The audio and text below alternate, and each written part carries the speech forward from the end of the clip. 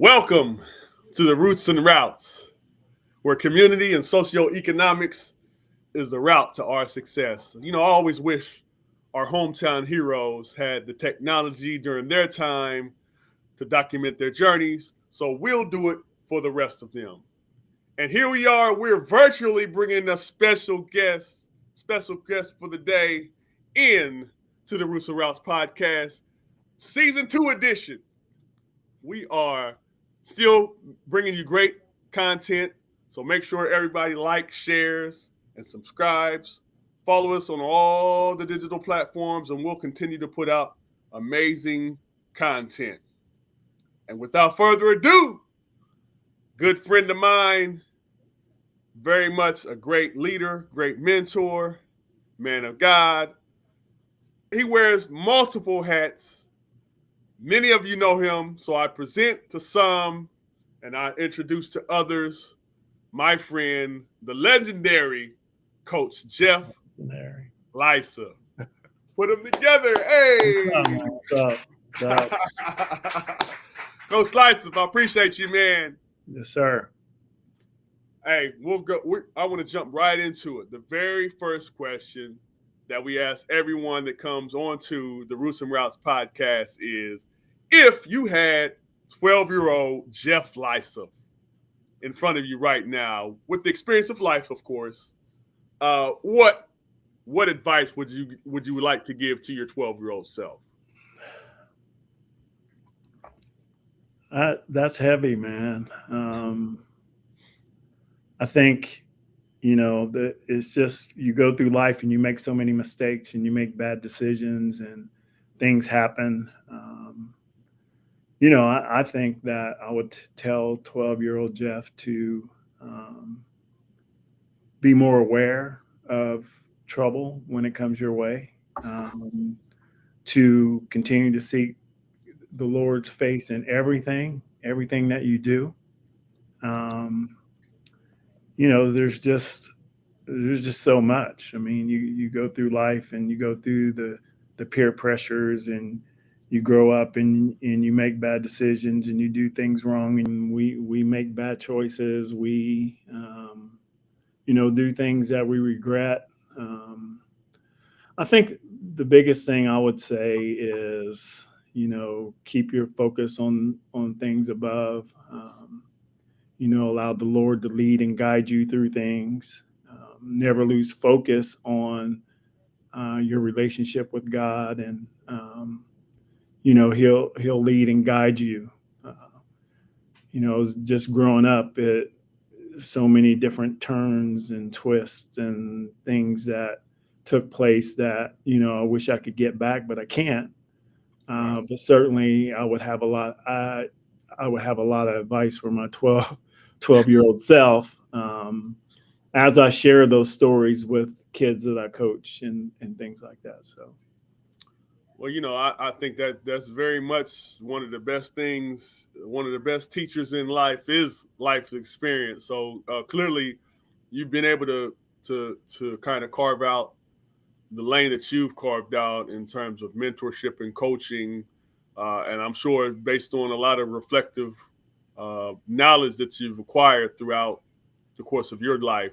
So we'll talk about this journey and where we want to go with it is as early as we can go, and even look towards the future. So the next question I want to kind of preface this with is in terms of your upbringing. What's some of the things that you would wish to divulge to our audience about your experience? Explain sort of your childhood growing up in Portsmouth, in the North End, or more specifically. Well, I have to say that my childhood was good. My parents were very supportive. I always tell people that I'm glad I grew up where I grew up and when I grew up. Right. We had a great community. The community cared about each other. We were very tight knit. It was just like a mentor at every corner, that people wanted to see you succeed in life, and they would kind of take you under their wing. it just seemed like I had so many friends. I mean, there was probably about 35 guys I can name that, at some point we played baseball, basketball, football, went to McKinley Pool, 14th Street Community Center. We hung out a lot growing up, and it was good, man. We didn't, we didn't have much, but we seemed, I mean, to me, reflecting back, it seemed like, I was always happy and in good spirits because, I had a routine life too. You go to school, you play sports, and you go to church on Sundays and things like that. So, but yeah, I brag about growing up in Portsmouth and all the good things that we were surrounded with and the good people we were surrounded with. I mean, I can't tell you how many different pies I ate and wings and fried chicken and all that from different people. I mean, that's just how the community was back then. Awesome. So let's just peel that back a little bit more. So you mentioned all the sports and even church and different things that was an influence and had an impact and was a part of that. So in terms of, I've heard many of athletes that have come on here. A lot of them talked about baseball being one of their first forays into the sports world. Would that be the same sentiment for you? What part did baseball play in your early childhood? Yeah, in my early childhood, baseball was my number one. My dad loved baseball. He played baseball. He always wanted me to follow Al and Larry, and he was a big fan of Clancy Parker as well. And he would always push me to play baseball. And I loved the game. I loved the game of baseball. I could hit the ball. I was a pretty good pitcher. I can't. There was just so many times that we used to play baseball in the park a lot. And we would have all these challenges in the community with guys who lived across the tracks. There was a train station. They called themselves the train station, and the guys who lived on the other side of the track called ourselves the park. So you was on the park side? I was on the park side, man, and we had some battles, but it was definitely something that I really, really enjoyed playing, even to this day. Not play, but watch it. Right. And baseball was my first love. You still watch baseball? Playoffs and World Series. I'm a big Yankees fan, but I grew up a Cincinnati Reds fan. Okay. And I still follow the Reds as well. But was that your dad's love? Who did your dad love? Pittsburgh Pirates. Well, how did you become a Red? Just because of the good teams that they had? I really don't know, but I do remember my dad used to get mad at me when the Reds played the Pirates, and I was rooting for the Reds. And he used to always say, there's that's Al Oliver. That's a Portsmouth guy right there, And I don't know what would attract me to the Reds. I think one of my favorite players was Bobby Tolan back way back in the day. Tony Perez, the Big Red Machine, all that. Grew up on that. So let's see. I'm trying to date you. So you grew up. Would you consider yourself a 60s baby, a 70s baby? How do you view yourself? Yeah, 60s, 70s. I mean, both really. Growing up in that era, in my younger days, my dad would tell me all about Portsmouth and the history and sports, and talk about Al and Larry a lot, Kurt Gentry. Right. He would just give me the rundown. Family members that played sports, and growing up in Portsmouth in the 60s and 70s was great, man. To me, it seemed like the place was just hopping back then. A lot going on. So just to talk to our audience a little bit. You are very much not only a coach, mentor, whatever other hat you want to put on. You're also a big historian. I think you're really, really big on history. Would that be a pretty good description of type of person you are? You got a lot of collectibles, I believe. Yeah. Yeah. I need to come up to the man cave one day and check out. You really do, man. You need to come up and check things out, man. But yeah, I love history. I love sports history. I love history in itself. I have like probably every Portsmouth High School yearbook since 1930. Wow. So I do a lot of digging. And then I go back and read old newspapers and just really, really love to know and understand the history of my upbringing. And I get with my cousins a lot that are a little bit older than me, and they know my family tree and all those kind of things. And they talk about growing up in Portsmouth in their days, which, would be in the 50s and 50s and 60s. So let's talk about that then. So some of your mentors, both in sports, obviously that's the low hanging fruit, but also just your mentors in life, even at an early age. But even if you have any mentors that you reach out to even now, I mean, maybe you do, maybe you don't. But just talk about your mentors early on, and in sports and in life. Man, I mean, there's just so many, man. I'm telling you, like, growing up, people taking you under their wing. I tell a story all the time that there were just so many. I was trying to list them in my book, but there were just too many. But I do, a couple who taught me how to play basketball was Rick Williamson, Tom Gentry, Steve Battle, Lee Bass. I mean, Charles Taylor, those guys. I mean, I would get out there on the court and, they would play hard. They would go at me. They would, talk to me about mental toughness. Steve Battle taught me how to get my shot off quicker. And Lee Bass taught me how to take care of my body, that, he was adamant about getting in the weight room, getting stronger, faster, better. Tom Gentry taught me how to play the game.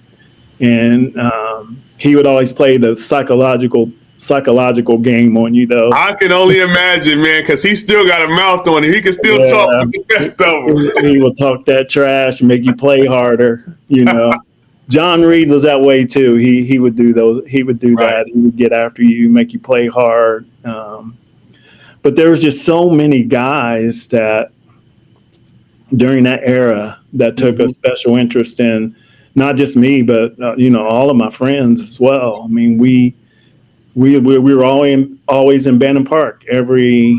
In the summer, Bannon Park used to be hopping, man. That was the place to be. You have a baseball game going on, you have basketball game going on, you got people playing music everywhere, and it was just, everybody went to the park, and it was community, it was family. But as far as the mentors go, there's a lot. I mean, for sure, my cousins for sure, Chester and Chester Corbett and Frank Lisath, they were huge mentors to me. Just a lot. I mean, I could throw out about 50 names. But, the great thing about it is, they would talk to you about staying out of trouble, focus on your academics, work hard to be a better athlete, never settle. Those type things. And, I listened. I mean, I absorbed, those things that they told me because I wanted to succeed in athletics. Awesome. Hey, I want you to, and shout out to Coach James Jim Stanley. Man, Stan the man. The live feed. We'll tag him here shortly. But I wanted to give acknowledgement to my friend, Mr. Uncle Jim Stanley. Welcome to the Roots and Routes podcast. Stoked. Yeah, it's good to be here. What's happening, man? We'll chime you in here shortly. It look like you're busy. Right. I want you to keep your focus. So keep your focus, and we'll continue on. And if you want to jump in at any moment, feel free. Feel free. Okay. So Coach Lisath, I want you to for the audience, if you can hopefully, I put you on the spot, but if you can give us a good John Reed story. He's definitely very influential, I'm sure, in the toughness mentality that you try to instill into your teams as well.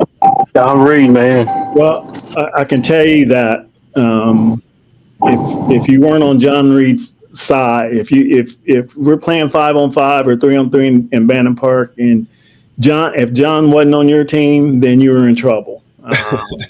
Because he would play very physical, very hard, tell you can't cry, you can't call a foul. So I remember one day, I was the only one that particular day that had a basketball out at Bannon Park, and I was just shooting around, and the guys they were wanting to play. So we picked up either 3-on-3 or 4-on-4. I can't remember really what it was, but John was guarding me. So every time I went to the basket, he fouled me, and he fouled me hard. I'm talking you felt that foul. And then I remember that, after like the third time, I was like, man, I'm not going to do this. I don't want to get hurt. I'm done. Right. So I'm walking off the court, and John was like, where are you going? And I was like, I'm done, man. I'm going home. He was like, well, give me that ball. And I was like, what? He's like, give me that ball. You ain't going to take your ball and go home while we out here trying to play. That is great. And then I remember some of the guys go stay. So I ended up staying that day. Man. And, after it was all over, John got with me and said, man, I ain't going to take it easy on you. He said, because, if I take it easy on you, you're going to expect that all the time. He said, It's going to be hard. So, it was a lesson learned for me. But when he fouled you, he really fouled you. You felt it. Oh, yeah. Got you. Great.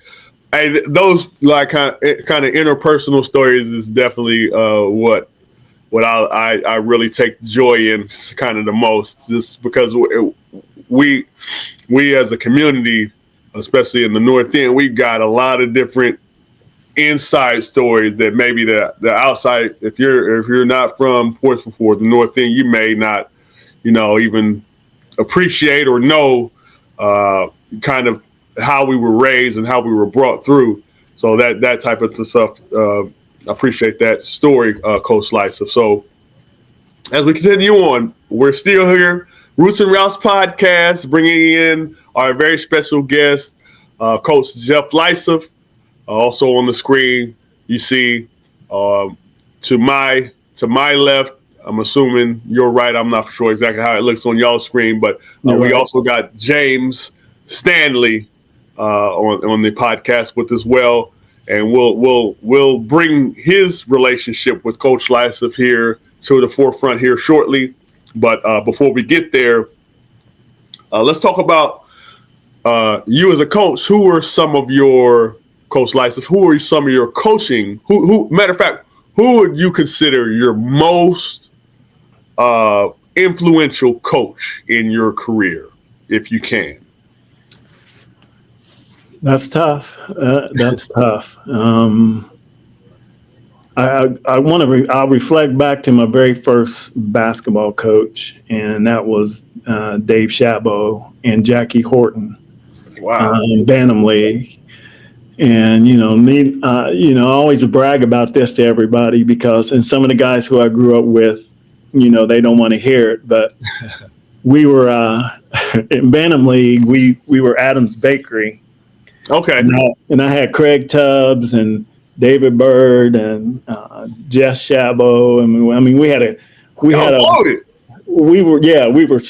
were loaded. And for 2 years back to back, we went 17-0 and won it all. And needless to say, all the fellas always gave us a hard time for that. But I think they really got me interested in basketball. And then Charles Huddleston, who was the all-star coach, then he became a part of it. And then when I got to the 7th grade, Tom Johnson, he pulled me over to the side one day, said, "I want you to come out for basketball." And again, during that time, football and baseball was my sport. I wasn't that crazy about basketball at the time. Really? And so I went out in the 7th grade, had a good year, and then met Cheryl Shoemaker. And Cheryl Shoemaker, how he really got in my psyche is that he started relating everything in life to serving the Lord. Like, right. He used to tell us stories. Our pregame talks sometimes were Bible stories. Mm-hmm. And so pause real quick. Just for those that may be my age or younger, just give us a little quick glimpse of who Coach Cheryl Shoemaker, or what sports did he coach?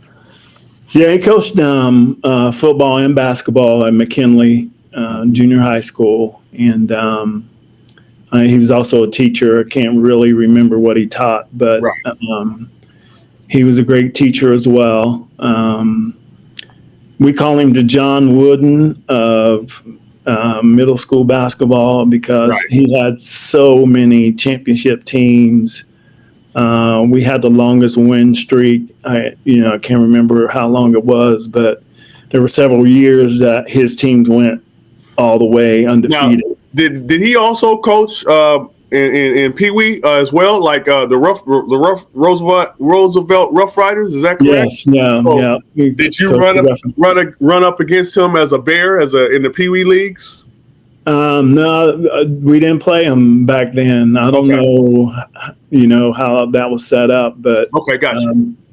We didn't play him back then. I only played for the Bears 1 year. So. Okay, gotcha. Because they had a rule, I was too tall, and I had to. Oh man, you could be too tall. I had to play on the line, man. I'm saying I ain't blocking for nobody. I wanted to be receiver or quarterback or halfback. Right. They said you got to be on the line. I was like, man, that sounds fishy. That sounds fishy, Coach. But Cheryl was, huge impact. And then as I went on, the coaches that I had, Jack G was a great coach, made me work hard. Took no excuses. Dick Hopkins, of course, was a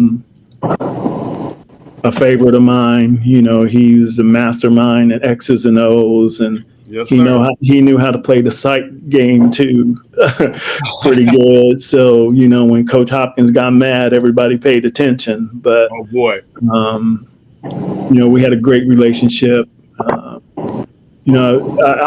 was really blessed because I had a great relationship with all my coaches in both football and basketball, all the way through from Pee Wee to high school. So really was blessed with that.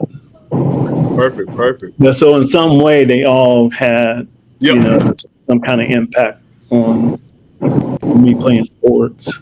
Gotcha. So I guess we'll use this moment to kind of segue, since we got Coach Jim Stanley on the screen with us as well. Like, I'm sure there was a specific group of friends.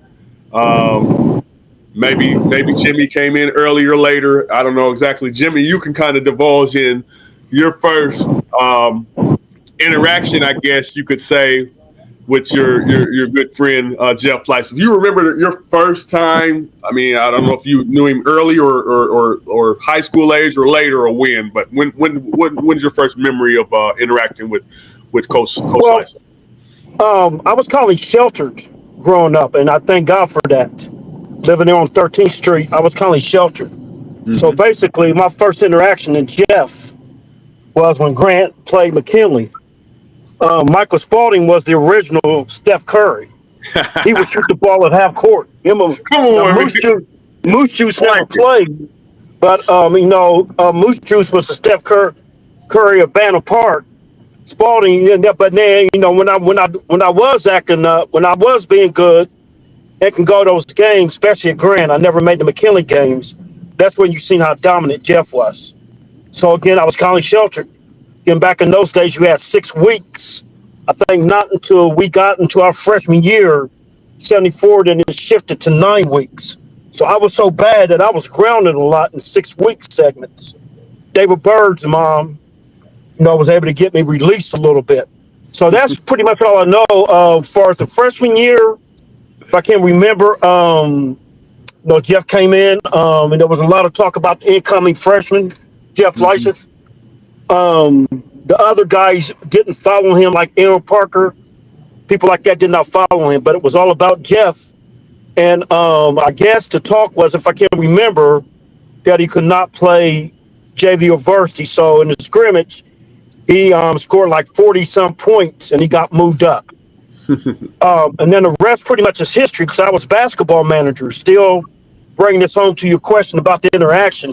Not until that summer when I really got close to him, because we was working community action together. I think he was a supervisor at that time through community action. I was a worker, and I'm not for sure what my job title was, but we was coming from going to the west side, and the van flipped over. I don't know if we remember that. You remember that, Jeff? Oh, yeah, I remember. Yeah. So and then from that point, going into the sophomore year, it was on. I mean, I was a manager, me, Craig Massey, Bill Cullum, I think. Bubba Wick already graduated. And like he's saying, the Jack G situation was in there. You just go watch him work. He worked. So then going to his junior, senior year, and now doing that freshman and sophomore year process, Jeff saved me one time because we had that manager's room, and I used to Brucey Gilmore, Mike Guzman, and them used to tie me up with the jump ropes and put basketball tape on me and throw me in the laundry cart. I think is Jeff might have saved me one time. So then going into the sophomore year, like I'm saying, the community action thing, and then watching the Trojans work. I got to witness this sophomore year playing varsity. I'm going up against people like at Middletown Overnighter. I'm going against Butch Carter, Columbus, going against Marion Franklin. I seen the work ethic. And then going into the junior, senior year, that's when it started picking up with us, to where he always would get me after the YBL leagues was over, because you couldn't play no more than 2 on the team back in those days. Ankle weights, weight fest. He would always get me at the YMCA and beat me probably 52-2. Make it take it. He had the ball, but it was all about work ethic. So God used me because I took it serious. He used me just to stay in front of him and gank on him and try to play defense, and the rest, then that's pretty much it. Then you had the summer stuff. Then going into his senior year, that's when he we go pause right there first, Jimmy. We go pause right there first, and we'll get to some more of the specifics. Okay. I want to tie everything in with his groups, his kind of the friend group that he had coming up. What's your first memory, Coach Lisath, of your interaction with Jimmy Stanley? Jim and I we go way back. The music group, the Sunbeams. Yeah, the Sunbeams.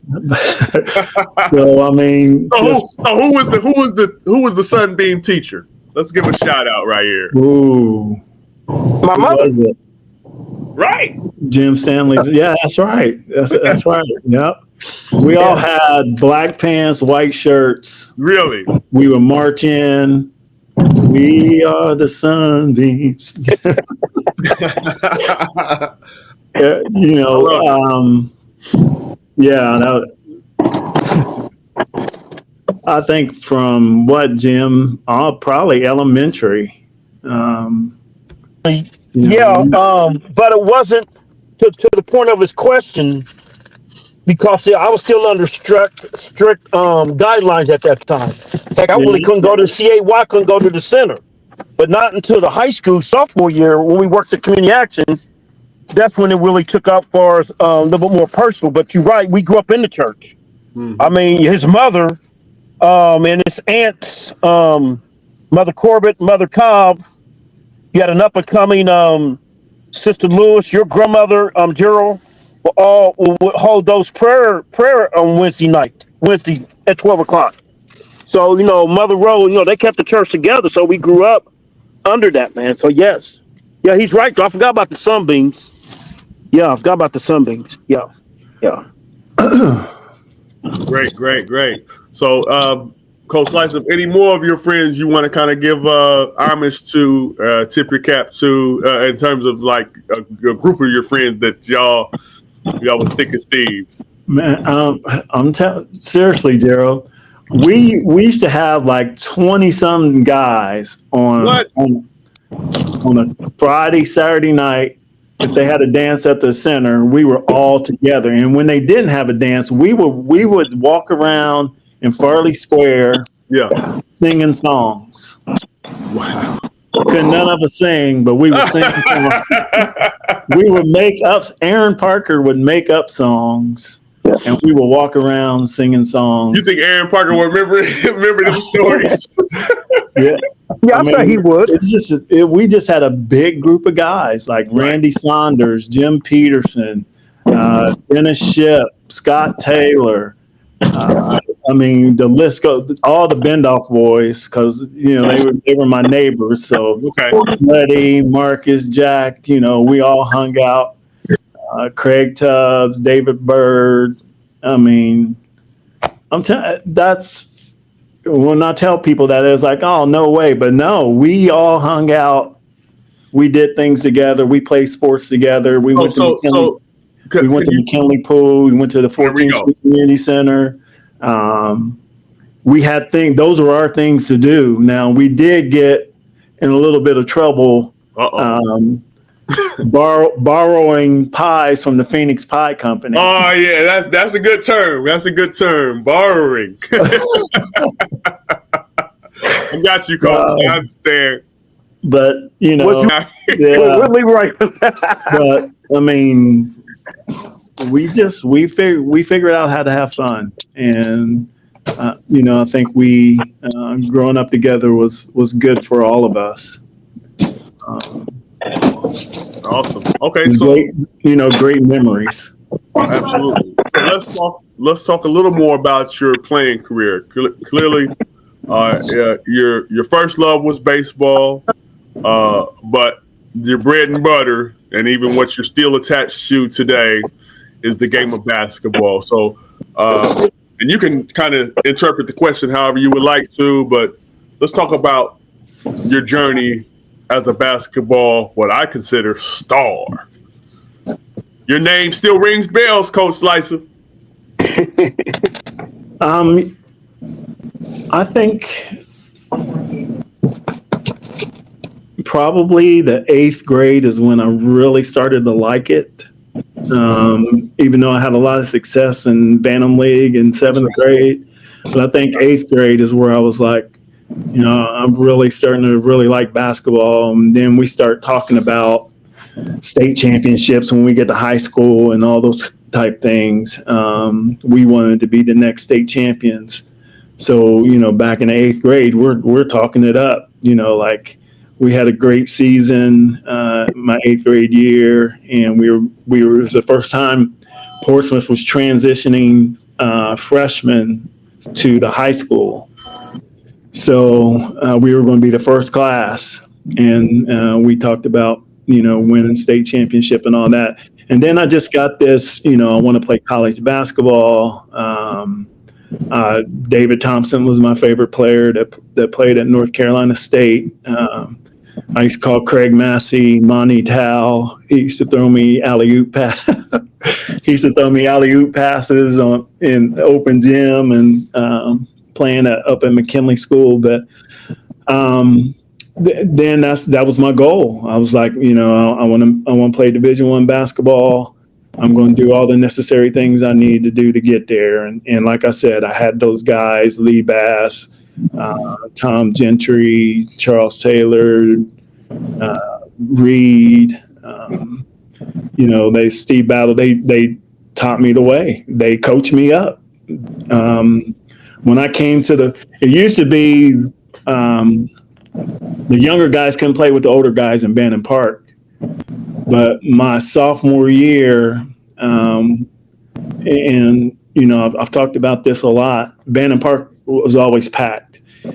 And if you got there and you're on the team, you better win, because if you don't win, it's going to be a while before you get back on the court.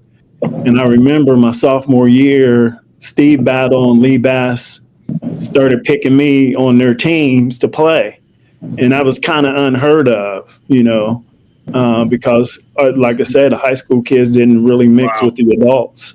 And then from there, I just kept listening, working out by myself, working on ball handling, shooting, all those type things. And with a goal that, I want to make it, and then, even at that age, you think you want to make it to the NBA and all that kind of stuff too. But, my main focus at the time was to get a scholarship and play Division I basketball. So the Lord blessed me and I was able to do that. Oh, that's beautiful, man. That when it comes to a resume, there's few and far between that have resumes of being all Ohio, state champion, Division I, those type of things. The lists are smaller and smaller the more you go. So if you kind of categorize caveats to it, it's only going to be few names that come up with there. And so when it comes to specifically Portsmouth, you got 31, 61, 78, and 88. Those are the state champions. And then when you narrow it down to all Ohio and then Division I, there's only a few that can have their name in that hat. So much respect, Coach Lisath. Much respect. Appreciate that. So if you want to talk any more about your playing career, feel free. If not, we'll move on. And of course, to me, my experience. Now, I can only speak specifically of my experience with Coach Lisath. Was I would say it had to been early to mid 90s. He was my JV coach. So here's how a kid thinks. In 92, 93, I can't remember the specific year, 94, whatever, 92, 91, I don't know what year it was. As a 16-year-old kid, I'm thinking Coach Lisath is old back then. You know what I'm saying? So we as kids, I'm just saying that's how 15-year-old and 16-year-olds think. Somebody that's 25, 30 years old, they old. So now here we are. We're basically 30 years plus removed from that, Coach Lisath. So let's talk about you as a coach. So if you could, as a player, when did you think that you maybe want to try your hand in the coaching ranks, or was there ever a point in time while you were still playing, or did it just come after, quote unquote, your playing days were over? Well, I fell in love with the game once, I got to college and played 4 years and had the opportunity to go to a couple of undrafted free agent NBA camps. at that point, I knew. I was like, well, if I don't make it, I would definitely like to get into coaching. And, to me, all good things come from above, and I just prayed and asked the Lord to lead and guide me and take me to a place where, I can stay close to the game. And it was really weird. It was after my senior year in college. I needed a job. I needed a job. I didn't have no job. I needed a job. Yes, sir. So I went, I happened to walk into a McDonald's, and I asked the manager, were they hiring? And it wasn't the manager. It happened to be the owner, but I thought it was the manager. Wow. And the owner said, tell me your story. And I told him my story. And he was like, you're hired. He was like, not only are you hired, but I'm going to make you head manager of this McDonald's. Now, that was nothing but God, Right. I knew what I needed. He knew what I needed to hear. Mm-hmm. So I get that. And then there was someone that was working there said, you play basketball? And I, went through all that. He's like, there's a coaching job at Columbus State University. And I was like, well, it was Columbus Technical Institute at that time. Right. And I never heard of it, but I was like, really? And he's like, yeah, you should apply. So I apply for it. I get called in the next day, and the two people that interviewed me were Miami grads. And they was like, oh, you went to Miami? Oh, yes. that's a win. Oh, you're hired. So, wow. That's God. That's favor in your life right there. And it was different. I didn't know what I was doing. I knew the game, but it was a learning experience for me. I did 3 years there, and then I got the call to go back home to Portsmouth. So when I got to Portsmouth, I helped Jack Bendoff at Notre Dame for 1 year. Okay. And then the Portsmouth job came over. Would that be in the 80s?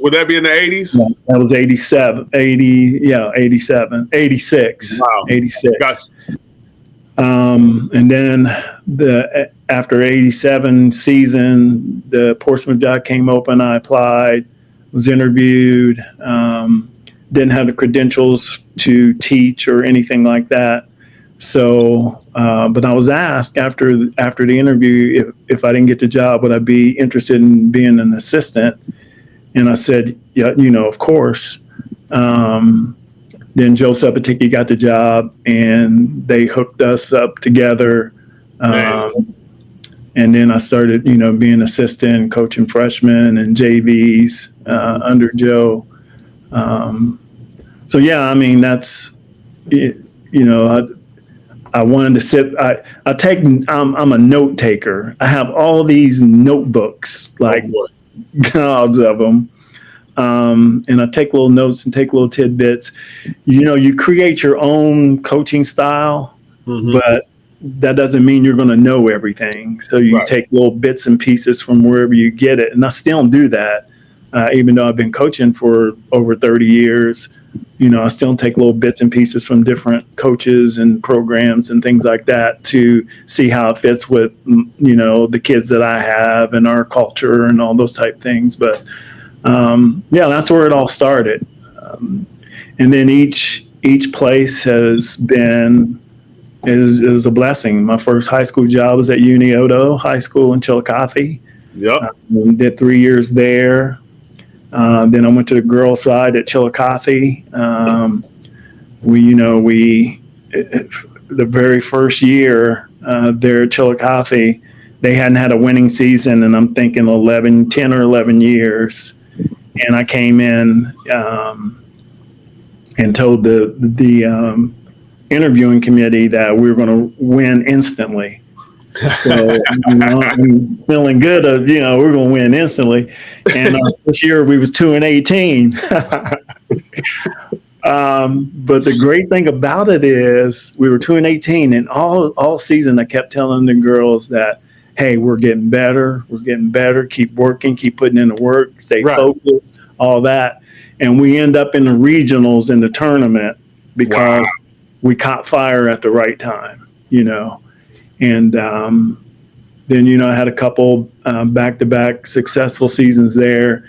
And then I put in for the job at Piketon through a friend of mine, Scott Legg, who kind of opened the door for me. And then did 9 years there, and then on to Dayton Northridge. And in between all those times, trying to get the Portsmouth job and all those kind of things. But it's been a great ride. It really has. I can see, I used to say, I don't know when I'm going to get out of this, but now I can start to see the light at the end of the tunnel. I just don't know how far that light is right now. But it's been great, to be able to share my story with the kids I coach, to try to build culture, been able to use it as a platform for ministry without any issues in doing that. Some of the things that we do, people have come up to me and say, how are you doing that? Mm-hmm. And I just say, I just try to obey the voice of the Lord and do what He's called me to do. I'm not so caught up in winning championships and all that. It's more about winning souls. So just grateful for the opportunity to do that. Awesome. Hey, so here we are here. This is season 2 of the Roots and Routes podcast. We've got special guests for today. It's been a pleasure even thus far. So we still have more to unpack. So make sure everybody likes, shares, follows, subscribes, comment in the comment section. We love the engagement. We love to engage with our audience. So this type of conversation is much appreciated and I feel needed as well to kind of talk about the journey, where you've come from, even where you're at. And we'll talk here shortly about kind of in the near and immediate future and even further down the line as well. So your coaching career, man, that's been a special part of my relationship with you. Just looking back on, I played in the Summer Lyce League. I got a championship. I got a Lyce League banner. There's a clip on Facebook where I think you had. I mean, you've been a forerunner. I mean, when it comes to almost anything sports, legacy-wise, and just culture-wise, swag, Fashion by Lysa, Banner Park Classic, Lyce League. That was such a memorable. If you talk to anybody that's ever played in the Lyce League, it's one of those things where it's embedded in your memory of just the fun and the journey of a basketball player. If you love sports and you love basketball, Lyce League was it. So in my travels, I've ran into so many people who either knew about the Banner Park Classic or played in the Banner Park Classic. And they would always come up to me saying, man, those are the best times, coming to Portsmouth and for a weekend and playing in the park with big crowds and good competition and all those type things. So, it does my heart good when that happens. In fact, I end up help a couple guys get jobs in the school district where I work now that only knew them from the Classic. So you just never know what happens in your walk in life. But those years were great, man. The Summer League and the Banner Park Classic and those who helped. It wasn't just me. I mean, it was a lot of people. John Reed, Jim Stanley, Brady Womack. Mm-hmm. Gosh, I mean, there was just a lot of people that had a lot to do with putting the Classic together and making sure things went well. And it was always enjoyable. I mean, we had some great battles there. For Miss sure. those days.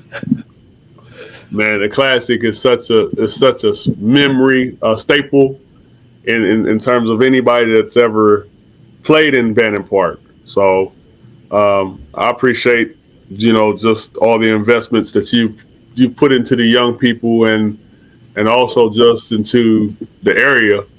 And Portsmouth is forever indebted to Coach Jeff Lisath, in my opinion. Well, just to interject something, and to me, because of my childhood, I felt compelled to give back to Portsmouth. It's just always been in me because a lot of people ask the question, why Portsmouth, why Portsmouth, why Portsmouth? And, I just always reflect back to, when they say it takes a village, It really takes a village. And it takes a village that's together and that's talking the same talk and doing the right things for kids. So certainly was blessed that the Lord used me in that area. Absolutely. Well, it's funny you say that because when we had Mr. Larry Heisel on the show on last season, he made a very poignant point to where he talked about if he was still here in the Portsmouth area, he definitively would more or less, for lack of a better word, he'd stay on top of the men here in this community to be the mentors that's needed in this area because y'all had very much influential people that was in charge of the community, and y'all, and Jimmy, you as well, and Coach Lisath, and many more we could name have been very influential in being mentors and leaders, and just good examples of community men, those that instilled and put things in place to where we had an outlet. Institutions such as the church, as the community center, a lot of the figures we had, we wouldn't be here today without them. So, but Coach Mr. Larry Heisel just explicitly said if he was here in Portsmouth, he would definitely he'd get on the people's nerves if they wasn't doing what they were supposed to do. So I'm sure each of us have learned from all of us have learned from people that came before us. So if nothing else, I learned from the year stint that you was here at Portsmouth coaching. You stress relationships. It's about building relationships not only with the community, parents, etc., but with the children, with the young people. It's very important because a lot of these kids may or may not have, and they may not open up if they don't trust and believe that you're really for them. So I think it's very important, and it's even spearheaded a lot of the way I perceive things with the Roots and Routes podcast. We've grown exponentially just in simply terms of relationships with different people, and I again commend you and shout out to you, Coach Lisath, for those type of nuggets that you've ingrained into people like myself. So thanks again, Coach Lisath.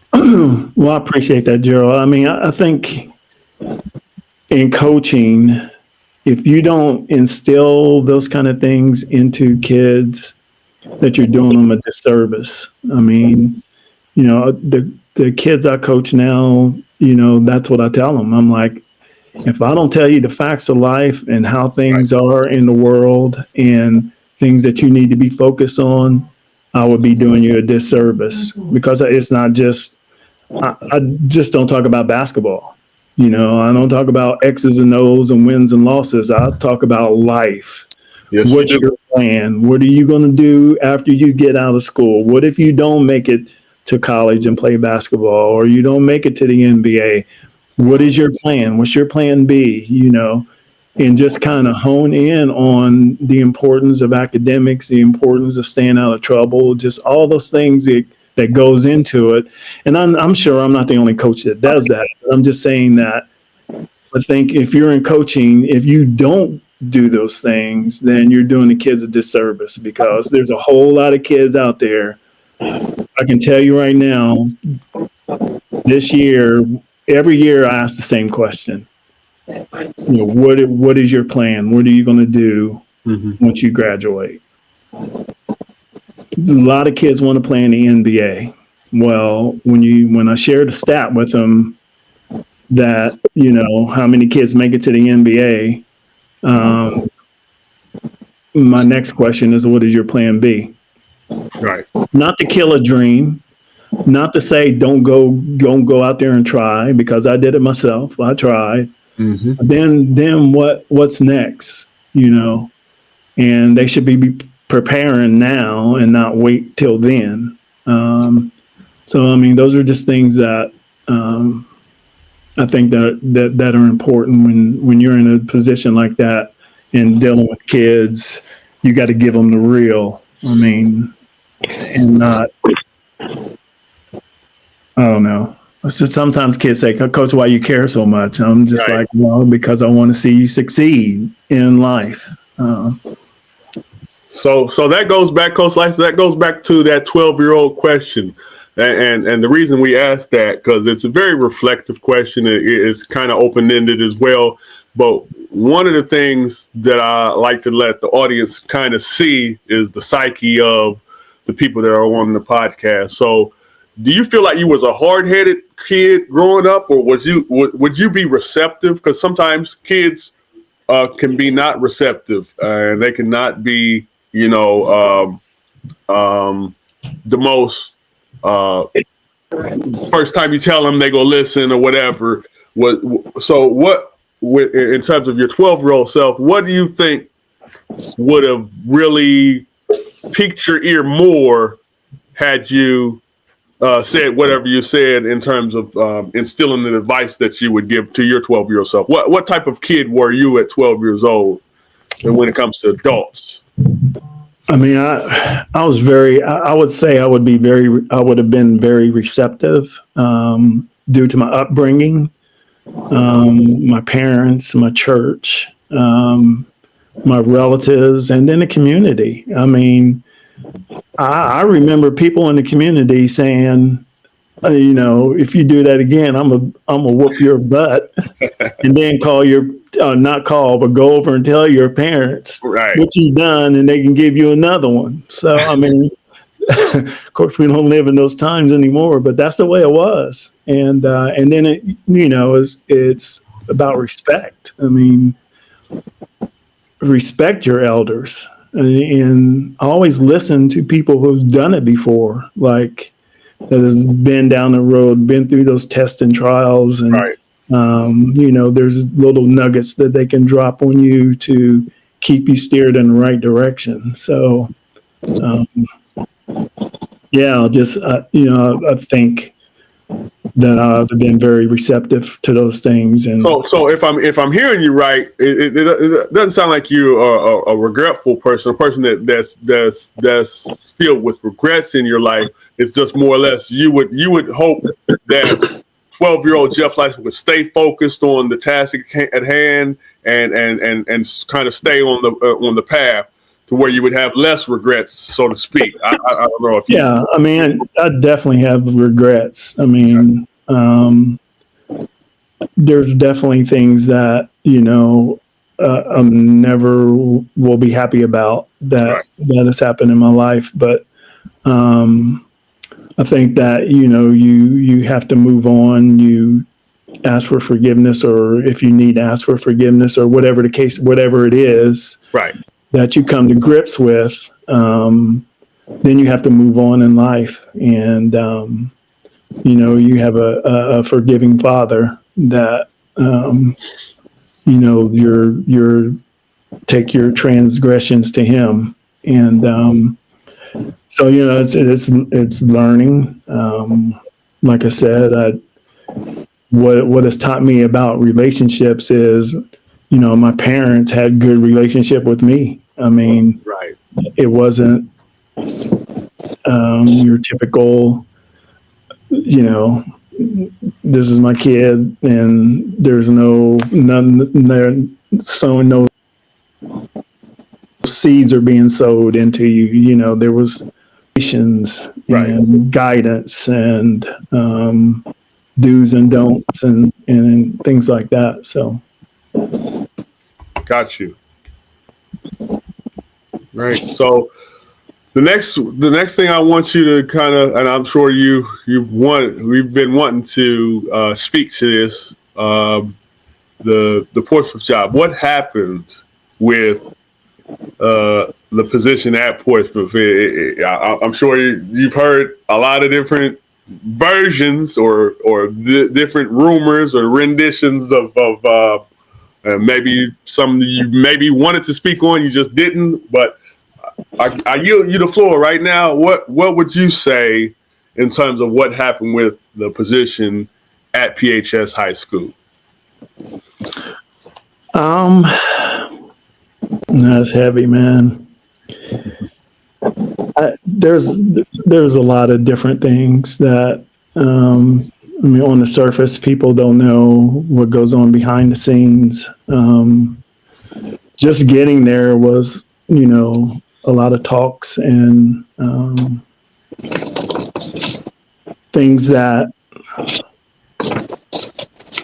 were talked about. I didn't know about the district being in financial issues and things like that. There was a whole lot of things that were unknown to me in the beginning. So, but I mean, it was a dream come true. I mean, that was my most coveted coaching position. That something that I wanted to do was to go back home and possibly lead a team to a championship. But there's just too much, Gerald. That happened. I mean, I know there's rumors and hearsay that, it was about money and all those type things, but it runs a lot deeper than all that. There's a whole lot of, personal issues that, I don't care not to really get into, but the situation wasn't like it was presented to me. And at the same token, it was an idea because I have a brother that's ill in Portsmouth, and my 4 grandchildren, 2 lived in Portsmouth and 2 lived in Chillicothe at the time. Mm-hmm. So it made it something that I was definitely looking into at that time. But I'm in such a great situation at Northridge. Northridge reminds me a lot of Portsmouth. It's a tight community. We got a lot of people who care about kids and so that situation where I have so much support there and love what I do there, love the kids that I coach. It made it hard. I mean, I think the bottom line is, the different administration had switched. So the administrators I talked to before I came down there were gone or left. Right. And things that were talked about and discussed never came to fruition. And people came, the new administration didn't know anything about what happened, or what was said or promised or whatever the case may be. So it just ended up being a bad situation, which was just heartbreaking that it ended the way that it did, because the kids really gave me all that they had. It was hard on them. It was something new.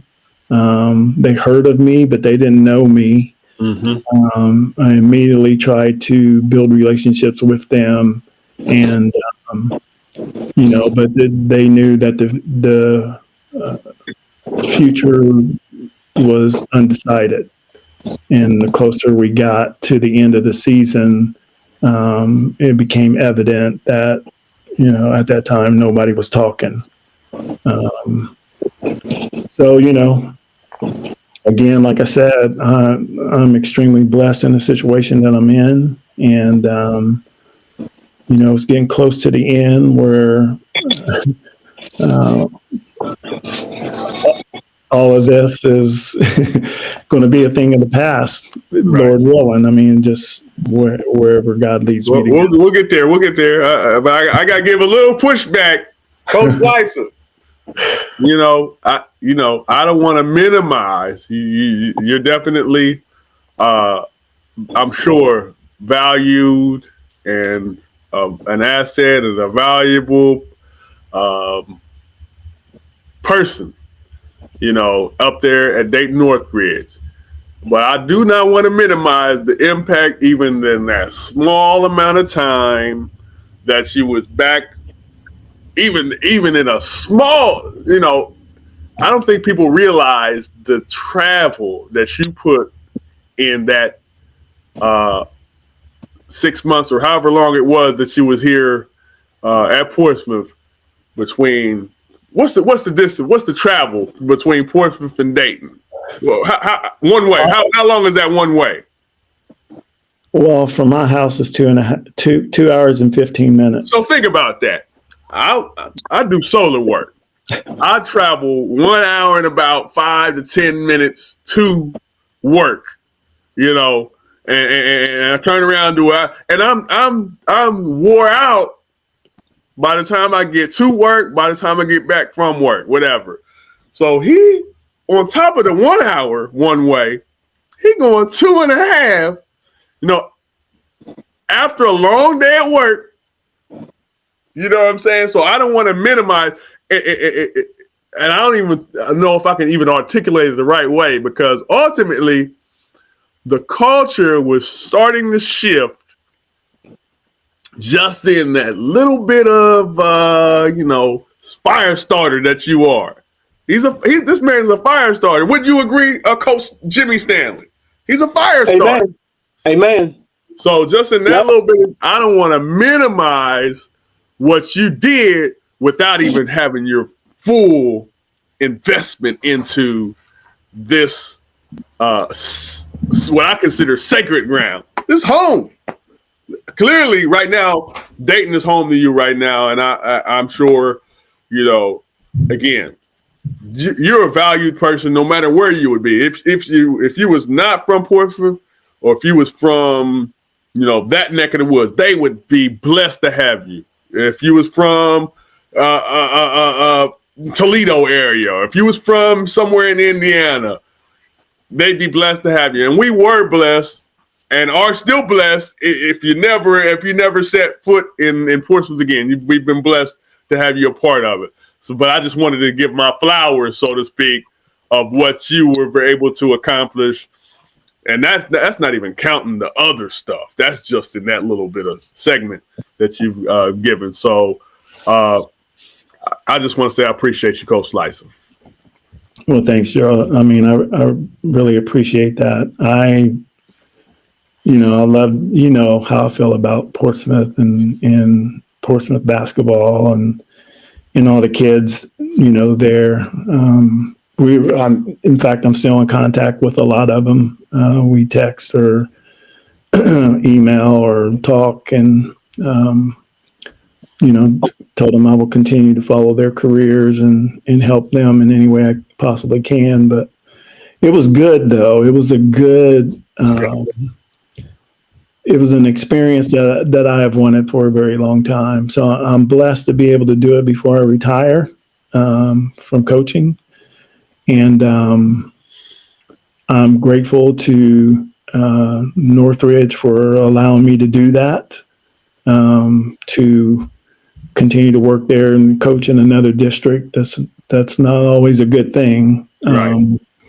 But they worked with me on that. They understood the scenario that I was in and welcomed me back with open arms. And certainly, things went good. So, all right. So we're here, Roots and Routes podcast. We got one more segment to go to, and we'll be wrapping this thing up. Like, share, subscribe, follow us on all the digital platforms. We're on Facebook, YouTube, Instagram, TikTok, fan base. We're on Twitter, aka X now. Wherever you consume your digital content, we're there. We're there, and we're going to continue to put together cutting edge content. We're looking to go from the ground up. So we're in the Pee-wee levels. We're junior high. We're high school. We integrating with Shawnee State. We're going professional. We're trying to get to the Olympics in 2028. Out there in LA. So we'll bring y'all along for the ride. So in the meantime, we got one more thing I want to kind of touch bases on, and then I'll let you have the floor at the end of it to say whatever you want to say. But where do you see yourself, Coach Lisath? So your book, In Jesus' Name We Played. I got that book. Great read. I'm sure you have other content books that you want to kind of give a plug to. So definitely feel free for that. But right now, I want you to just kind of simply, in your own terms, explain where do you see yourself in the next 10 years? Well,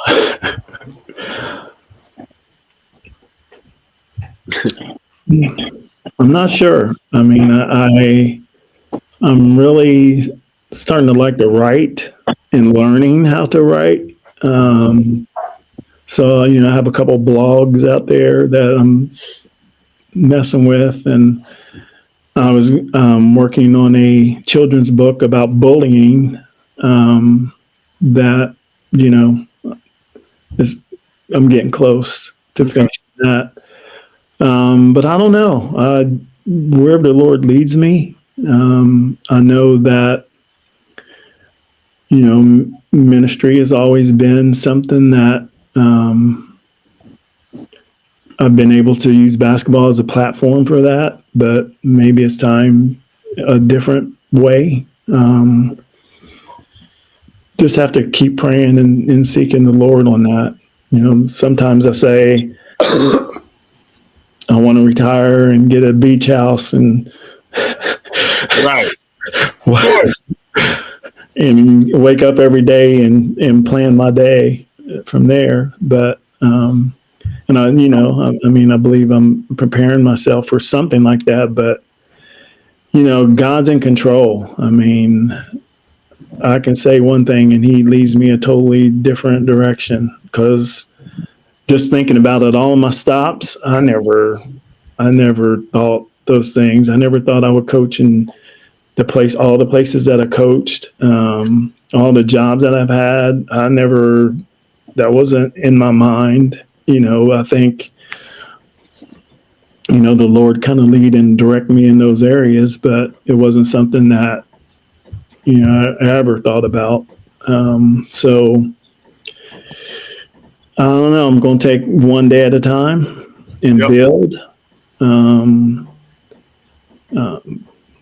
I got grandchildren that, I love and want to be more involved in their lives and, do things with them. So we'll see. We will see. I love it. The mystery of it all. I love it.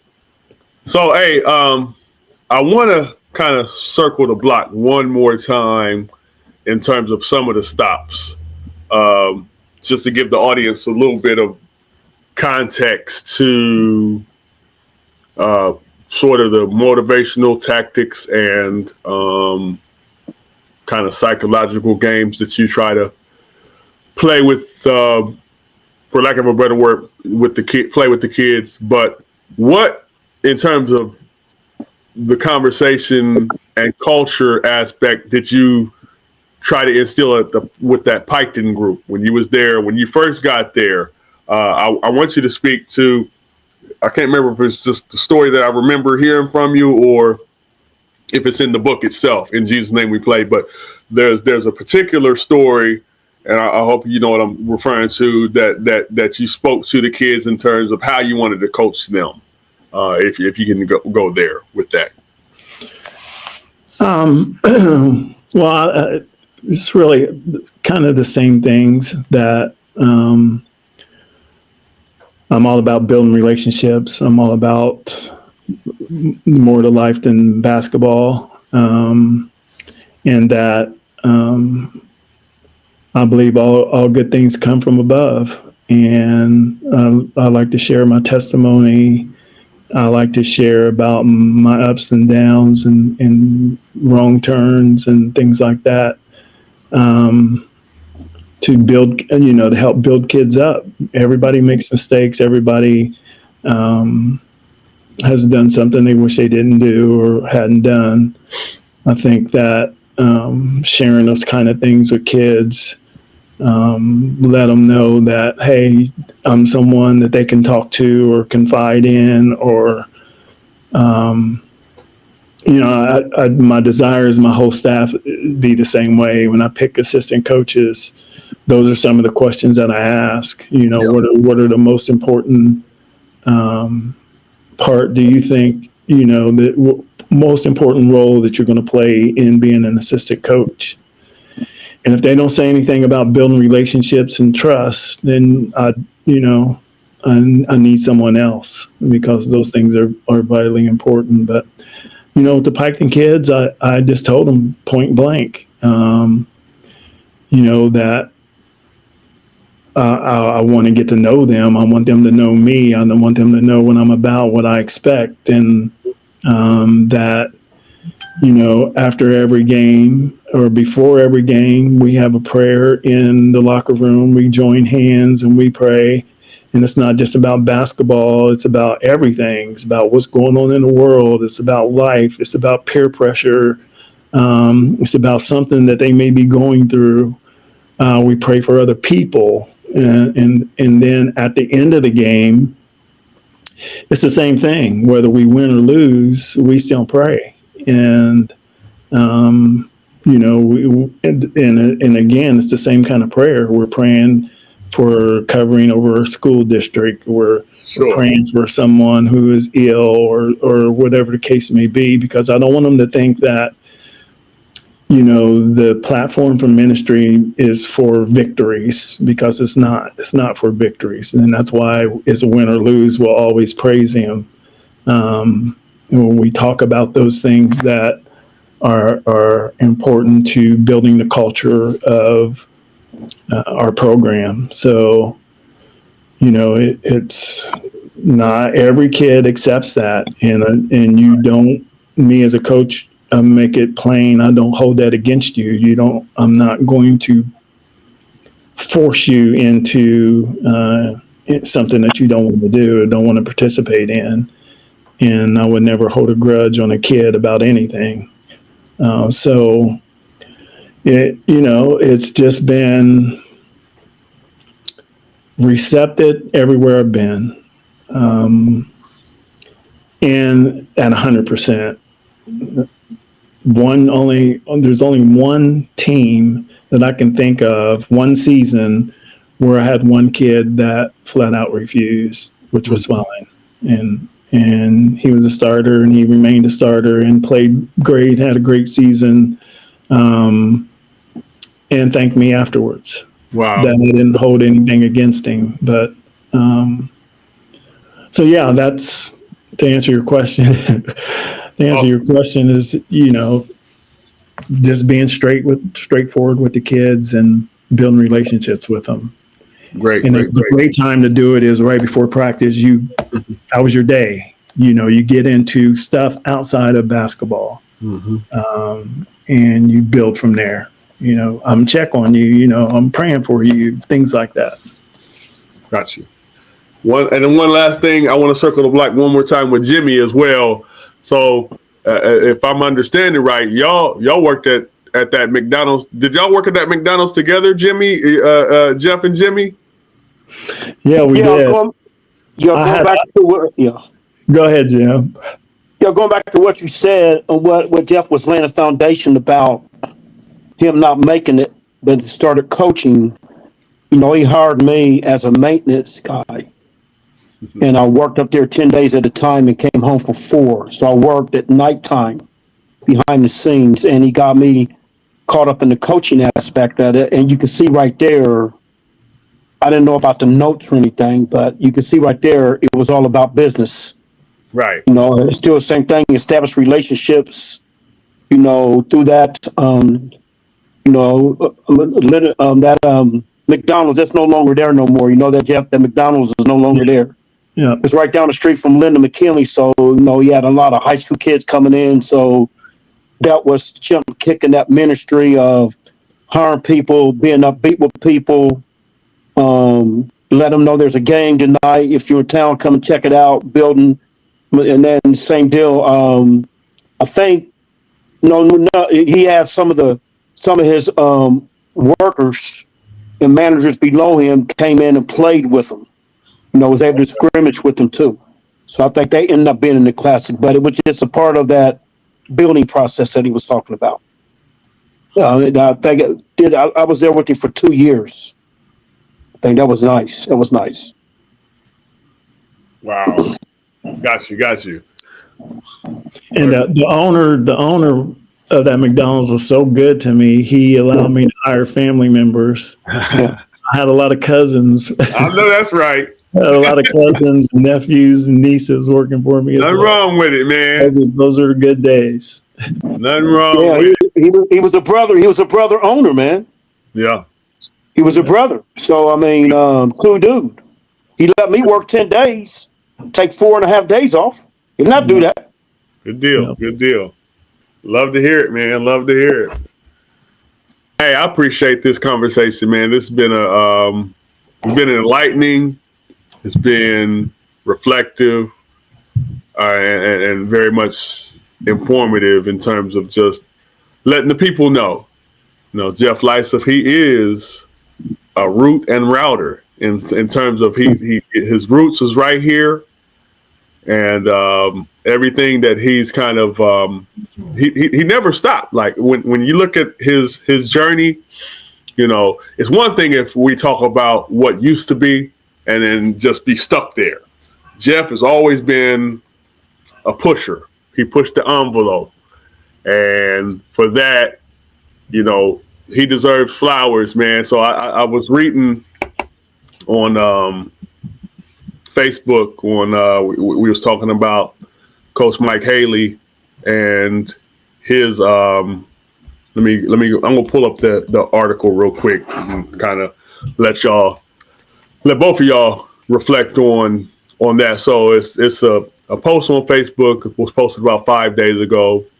And Roth state champions in 1981 and Dayton Roth in 1981 and 1982. And one of the comments Brady Womack had mentioned, he said, Mike Haley, awesome choice for murals in Portsmouth. And of course, Coach Collins replied as well. He said he mentioned 300 wins, 5 state titles, absolutely. And underneath that, Coach Lyce, you asked the question: Is there a committee? Basically, you mentioned that you have his resume from a high school and college player and a high school basketball coach. It's clearly legendary. And Brady mentioned that he's going to check. So if you look at it, your cousin, Dr. Chester Corbett says this is long overdue. A great kid, a great athlete. Rest in peace, Coach Mike Haley. At an early age and all the way to include coaching state championships at 2 different schools. If you care to, just one last time, Coach Lyce, would you mention any influence that Coach Haley had on you as well? A lot. I didn't get to see him play in high school or college, but my dad told me a lot about him. I did meet Mike when I was a player. At the same time, he was coaching Dwight Anderson. And Mike and I stayed in contact. And then he came to Portsmouth. Of course, he hired me as an assistant coach. So I worked under Mike for 3 years. But yes, he is very deserving. I couldn't, I mean, I can't understand why he's not already up there, but he had a tremendous career in high school, in college, Ohio University, and probably one of the most storied coaches, high school basketball coaches in Ohio basketball history. And he deserves to be recognized for that. So I hope they do. If there is a committee, I would be more than willing to talk to them and, give my 2 cents of why I think Mike belongs on the wall. Absolutely. And lastly, I did read that you have been added to the 2026 class for the Ohio Sports Hall of Fame. And also you were nominated for the Ohio High School OHSBCA Hall of Fame this year for the 25-26 season. Is that correct? Is that good information? I thought they waited till people retired before they, start talking Hall of Fame stuff. Maybe I'm getting a hint there that it's time to turn in the whistle. I don't know.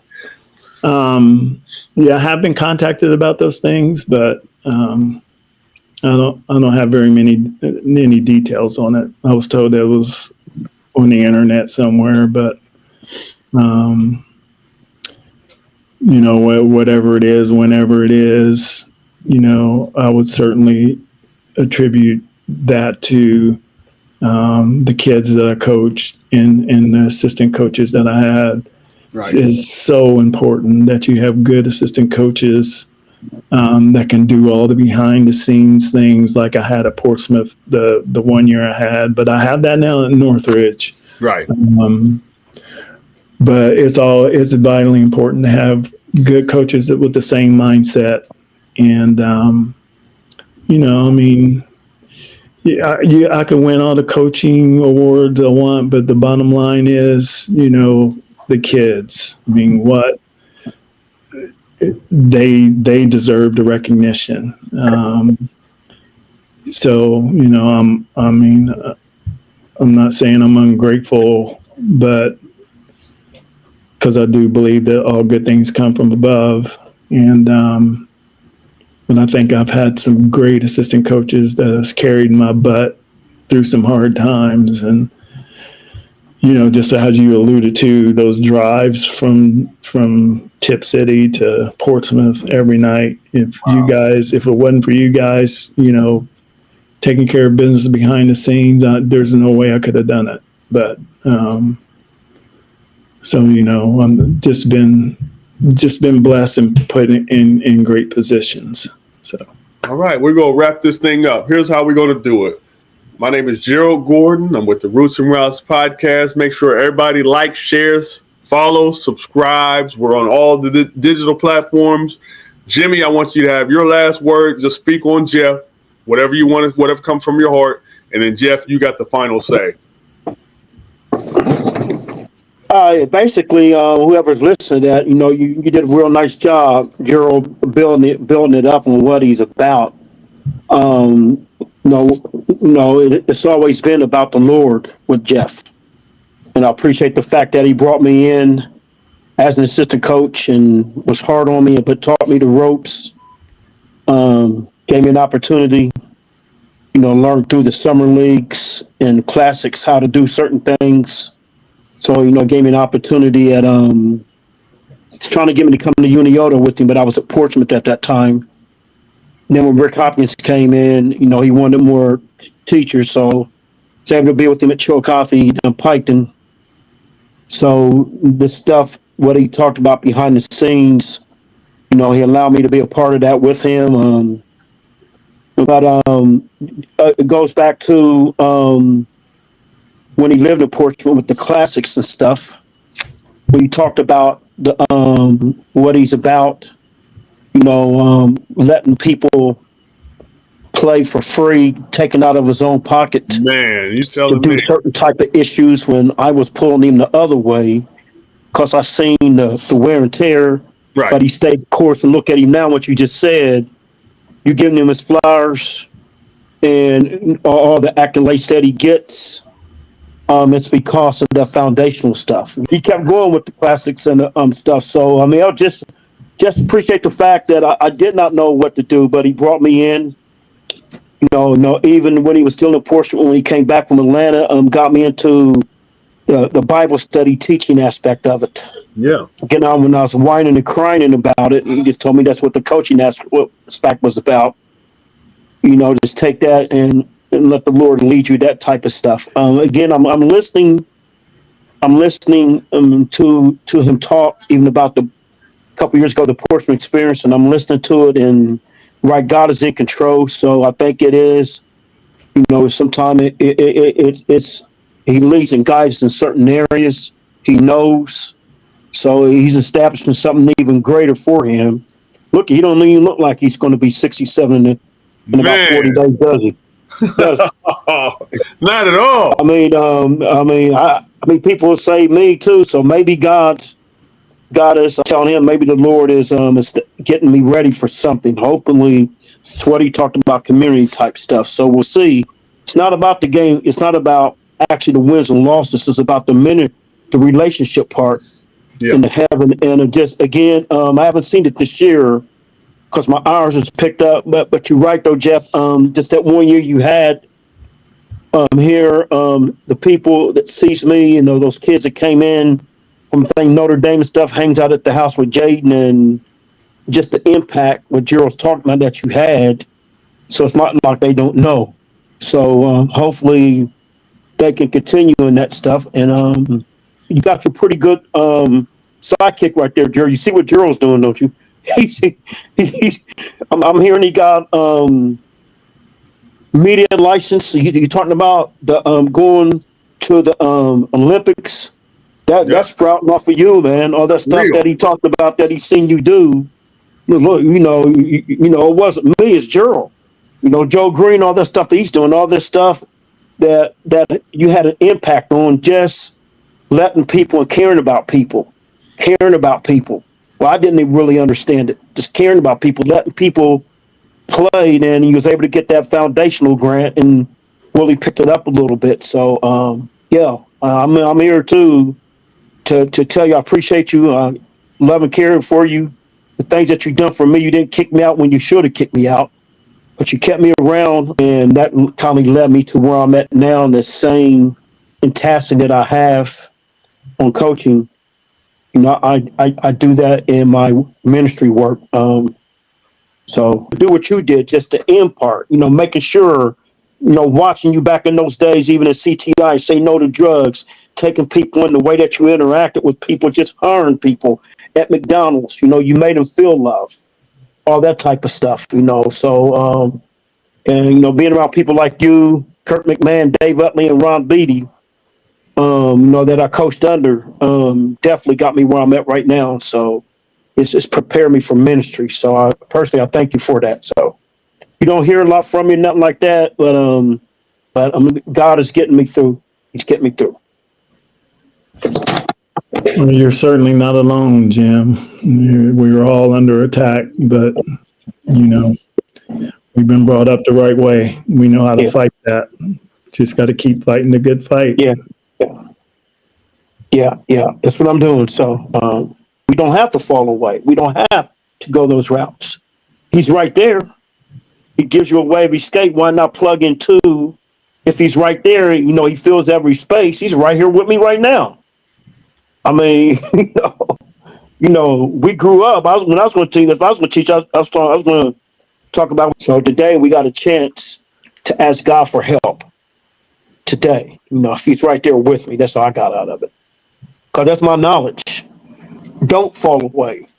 Mm-hmm. Tap into the Holy Spirit. That's what I got from it. So that's what I got. I'm gonna dig into it. So, yeah.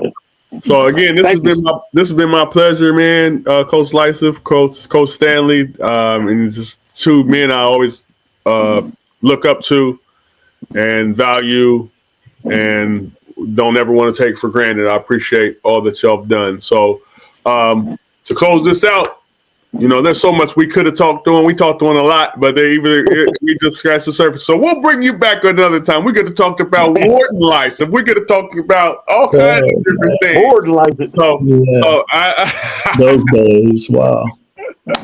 So, hey, I'll let you have the last word, Coach Lisath. You can make it short, you can make it long, or you can go wherever you want to go with it. Well, I just appreciate you having me on. I just want to thank my family,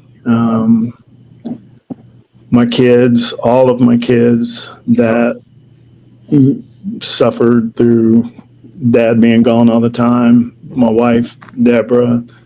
I know it's hard. I mean, you work a full-time job, and then you go coach for another 3 or 4 hours and late nights and all that. It's tough on a family, and the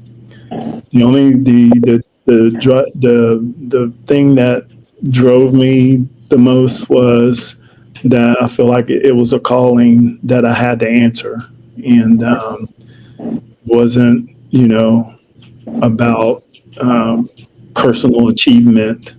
It was more about impacting lives, and it put a lot of strain on the family over the years, but God has a way, and I certainly appreciate Deb and the kids for their patience with me, and being there, being cheerleaders, sending me words of encouragement through text messages. But there was a whole lot of "I miss you, Daddy." But I would definitely just to make sure that I mention them, because they played a very important role in what I do. So God bless you, my brothers.